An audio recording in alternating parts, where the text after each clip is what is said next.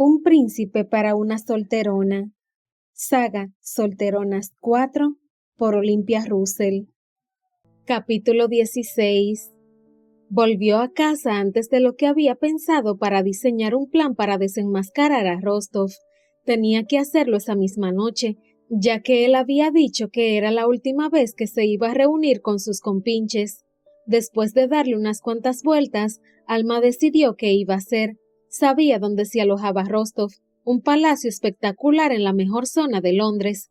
Alma pensó que lo que tenía que hacer era esperar esa noche en la calle a que él saliera y luego, discretamente, seguirlo para descubrir el lugar al que iba. Después, pensaba dejar una nota anónima en la estación de policía más cercana para que hicieran una redada y los pillaran con las manos en la masa. Luego, ella volvería a casa y esperaría el día siguiente a que el conde de St. Andrews se enterara de todo, seguramente por la misma policía o si no, por la prensa. Iba a ser ella la que desenmascarara una red de espionaje, pero no se iba a enterar nadie jamás. No le importaba.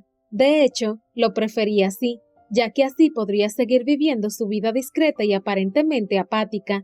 Y sobre todo, conseguiría mantener la honorabilidad del conde a salvo y no tener ningún contacto con Rostov. En su mente, la idea era perfecta y todo encajaba a la perfección. Pero claro, cuando a las 8 de la noche se acercó a la zona del palacio de Rostov, la realidad se mostró algo más complicada.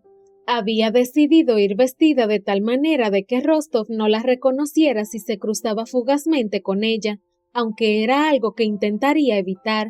Se había puesto para ello una gruesa capa de terciopelo azul marino, regalo del conde de St. Andrews, y que no se ponía jamás, ya que le parecía demasiado lujosa para el estilo de vida sencillo que ella quería llevar. Pero para aquella ocasión le vino muy bien, ya que la capa la tapaba entera, de arriba abajo, y tenía también una capucha ancha que permitía que no se le distinguiera la cara. Alma había supuesto que al estar el palacio en una de las calles más concurridas de Londres, llena de tiendas y comercios, pasaría desapercibida. Y en parte, aquello habría sido cierto si ella hubiera estado de paso también, pero claro, quedarse esperando sin quitar el ojo de la salida del palacio era una actitud que podría llamar la atención, y más teniendo en cuenta que poco a poco empezó a anochecer y los comercios empezaron a cerrar. Una mujer sola, dando vueltas de arriba abajo por la acera, era imposible que pasara desapercibida. Por suerte, cuando Alma empezaba a pensar que tendría que olvidarse de su plan, una figura alta, perfectamente reconocible, salió por la puerta de entrada del palacio. Era él, Rostov, más príncipe que nunca, ya que iba vestido con más elegancia que con la que se solía presentar a las clases diarias. Estaba claro que era un hombre imponente y que, aunque ella viera un salvaje en el fondo, su imagen era la de todo un caballero. Alma lo vio alejarse andando, con decisión y elegancia, en dirección contraria a donde se encontraba ella, y en ese momento se dio cuenta de que había tenido muchísima suerte. El lugar al que Rostov se dirigía había de encontrarse cerca, ya que no había necesitado coger un coche de caballos, pero aquello no había sido más que un golpe de suerte para Alma. A ella no se le había ocurrido que aquello podría haber ocurrido. Si hubiera sido así, le habría perdido la pista y su plan se habría ido al garete. Contenta al darse cuenta de que todo marchaba según lo planeado, se dispuso a seguirle manteniendo una distancia prudencial que le permitiera pasar desapercibida. Rostov no parecía tener ningún interés en mirar atrás y seguía hacia adelante con buen ritmo, de forma que Alma se fue relajando y pudo observarlo bien desde una posición nueva. Destacaba, por supuesto, por su gran estatura y su pelo muy rubio que, aunque estaba cubierto por un sombrero de copa, se distinguía perfectamente. Pero ahora que podía observarlo sin miedo a que se diera cuenta, Alma se fijó también en sus anchas espaldas y su cintura estrecha, en su andar elegante y masculino, y sobre todo, en sus glúteos. El abrigo que llevaba se pegaba a su cuerpo al ritmo de sus pasos y por eso podía distinguirlos, duros y perfectos. Alma jamás se había fijado en el físico de un hombre de aquella manera, con aquel interés y aquel secreto placer que le producía.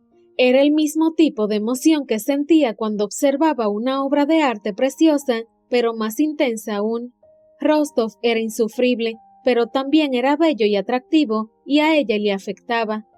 Por suerte, pensó, notando que se alteraba otra vez y una parte indeseable de sí misma empezaba a asomar de nuevo, estaba a punto de desenmascararlo como el indeseable que era y de esa manera perderlo de vista para siempre. Justo cuando ese pensamiento de alivio apareció en su mente, Rostov se detuvo y ella tuvo que hacerlo, de golpe también. Estaban en una zona aún céntrica, pero ya menos concurrida, así que tuvo que esconderse en los bajos de una tienda, pero sin perderlo de vista. Rostov se había detenido ante una puerta de madera oscura que pasaba bastante desapercibida y parecía dudar y vacilar, una forma de comportarse que no encajaba nada en él. Al parecer, el lugar era desconocido para él, pensó Alma. El caso es que después de un momento de vacilación, finalmente el príncipe extendió su elegante mano y tocó la puerta, y ésta cedió con facilidad, y ante Alma, durante unos segundos, apareció una estampa inesperada. Para empezar, al abrirse la puerta, un chorro de luz bañó la acera. Fuera lo que había en el interior, estaba muy iluminado. Alma también distinguió voces masculinas y humo de cigarros saliendo por la puerta. El lugar estaba muy concurrido y no encajaba nada con el silencio que había en el exterior. En cualquier caso, no pudo fijarse más porque al parecer el lugar sí era el que buscaba Rostov, porque entró dentro sin vacilación y la puerta se cerró tras de él, dejando a Alma con más curiosidad y más intrigada que antes. Continuó parada un momento, pero luego, sin saber muy bien qué hacer, mecánicamente se acercó a la puerta tras la cual había desaparecido Rostov. Estaba claro que ella no iba a entrar en el lugar. Su ataque de osadía había llegado hasta ahí, y de hecho empezaba a tener dudas con la segunda parte de su plan. Según ese plan, en aquel momento debería empezar a buscar una comisaría cercana para dar el aviso de que en aquel lugar se estaba llevando a cabo algún tipo de actividad subversiva relacionada con el espionaje. Esa era la historia que ella se había formado en la mente al oír la conversación en la librería, pero en aquel momento le parecía más un cuento fantasioso que algo plausible. Para empezar, por primera vez se dio cuenta de que había sacado unas conclusiones muy graves de un par de frases sueltas. Era cierto que las frases eran preocupantes, pero de ahí a montarse la historia de una confabulación de espías y países enemigos. Y por otro lado, lo que se había intuido cuando Rostov había abierto la puerta se parecía más a una taberna de hombres que a una reunión secreta de espías que quieren pasar desapercibidos. Pero Alma no tuvo mucho tiempo de asimilar esos pensamientos ni de pensar qué hacer a continuación, porque justo en ese momento la puerta se abrió de nuevo, esta vez desde dentro, y una voz grave y ronca dijo en alto y con evidente tono sorprendido: «¿Qué hace usted aquí?» Y después de un momento de silencio, en el que una paralizada Alma no podía hacer otra cosa que mirar con terror al gigante que la miraba desde el otro lado, ese mismo gigante añadió: «Ah, entiendo, eres tú. Esa capa tan elegante me ha despistado. Vamos, entra». Y tras soltar una carcajada seca, la agarró con su gran mano de la cintura y la introdujo dentro sin contemplaciones.